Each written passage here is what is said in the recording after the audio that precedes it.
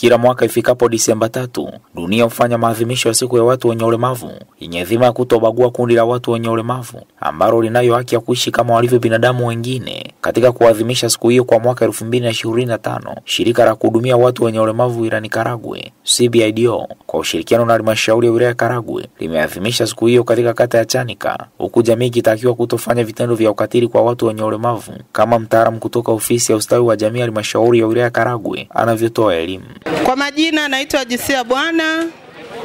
Mimi ni afisa ustawi wa jamii.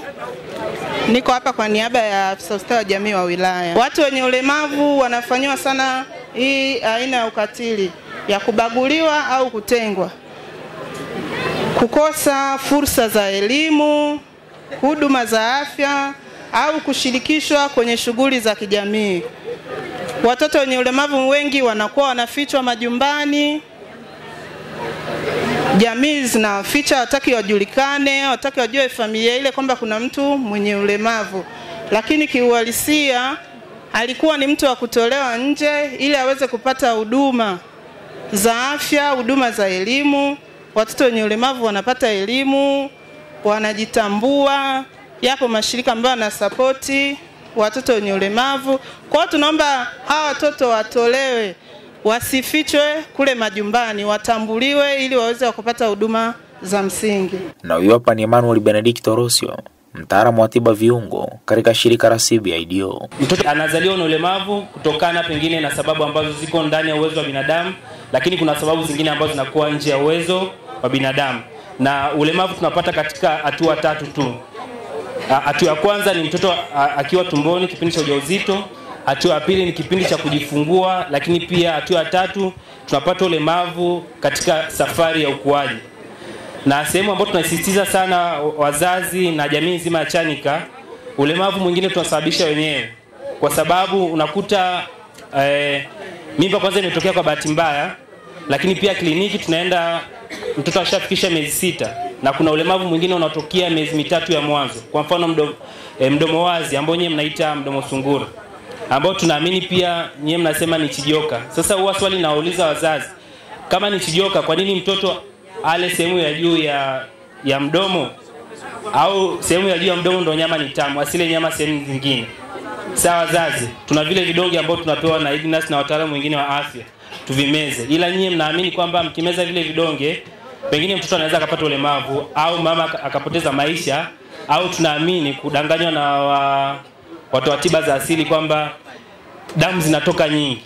Lakini pia wakati wa kujifungua tunashauri kujifungulia sehemu salama. Joyce Aroizi ni afisa maendeleo ya jamii katika kata ya Chanika. Kwa sasa tunataka watu wenye ulemavu wanyanyuke, wajihusishe na shughuli za uchumi ili waweze kuimarika kiuchumi na waweze kuheshimika kama watu wengine kwenye jamii. Lakini swala lingine ni kumpa mtoto uwezo wa kujiamini. Mtoto amezaliwa mlemavu, anatakiwa ajengewe uwezo wa kujiamini angali bado mdogo.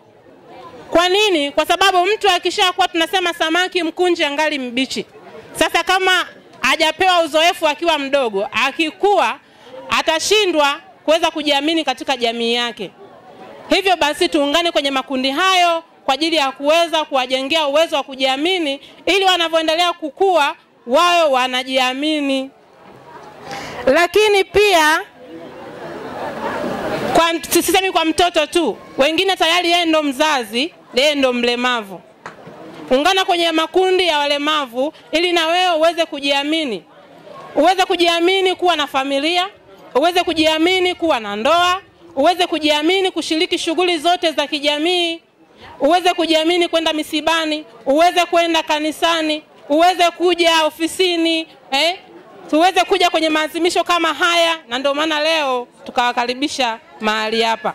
Mgeni rasmi katika maadhimisho hayo Rongino Wilibadi, diwani wa kata ya Chanika na mwenyekiti wa halmashauri ya wilaya Karagwe, amepongeza jitihada kubwa zinazofanywa na CBIDO kuhudumia kundi la watu wenye ulemavu kwa baadhi ya wilaya za mkoa wa Kagera, na kuitaka jamii kutowaficha majumbani wetu wenye ulemavu, hasa kundi la watoto. Niombe wanachama, huu mradi wa pamoja unahitaji ushirikiano mkubwa.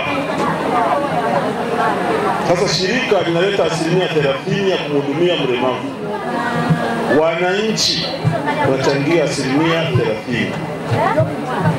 serikali inachangia 30%, na mwisho huyu mwenye ulemavu, majengo tunayoyajenga yanaweza kusaidiwa. Sasa mkitangaziwa kuchangia 30% kidogo kidogo, msikatae. Mimi niseme hii ni ibada. Kwa hiyo niseme shirika niwatie moyo, kwa sababu na mimi nimekuwa mwenyekiti wa halmashauri, nitakwenda kushauri asilimia zile 30 tunapoingia budget kwa maafisa mipango mapema, naomba muwapelekee kinachohitajika ni nyinyi, lakini mimi nitaweka msukumo iweze kuingia kwenye budget na masuala yaweze kwenda sasa. Na naomba muendelee nimeona Chanika wako wengi sasa, naomba msambae wilaya ya Karagwe. Sisi tutengeneze wilaya, kwa sababu kama hapa mnawahudumia, inawezekana kata zingine bado kuna wengi na wengi na wengi. Kwa hiyo tuwaombee, endelea kupeleka proposal, naomba mzunguke kata zetu zote, muone matatizo kama haya yapo, ili wananchi wa Karagwe waendelee kupata hili. Lakini pia niwashukuru kipekee kata ya Chanika. Wananchi tumepata kisima cha maji.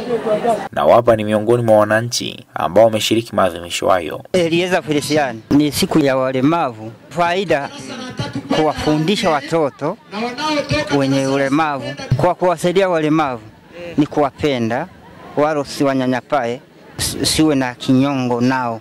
Naitwa Oliver Venance Beyanga kutoka kitongoji Binengo, na mtoto wangu anaitwa Anet Venance, mtoto mwenye ulemavu wa miguu.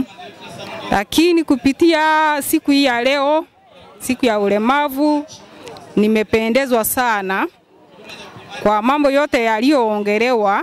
Huku kuna ukatili wa watoto wenye ulemavu, lakini kupitia maneno yote yaliyoongelewa, tutazidi kutoa taarifa watoto wakipata changamoto hizo. Mimi ni Jovinus Ezekieli wa Radio Karagwe FM, sauti ya wananchi.